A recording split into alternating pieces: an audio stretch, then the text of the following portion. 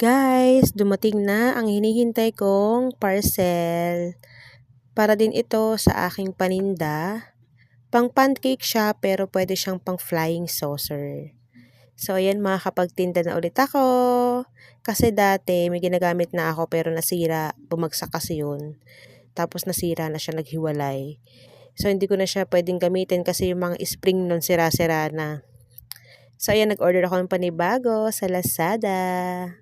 Makakapagtinda na ulit ako ng flying saucer. Ang mga flavor nga nun ay hotdog, patty, egg, ham, at saka tuna, yung vegetable oil. O diba guys, may pandagdag na naman tayo sa ating paninda sa pang-araw-araw. Marami ng pagpipilian ng aking mga customers sa kanilang bibilihin.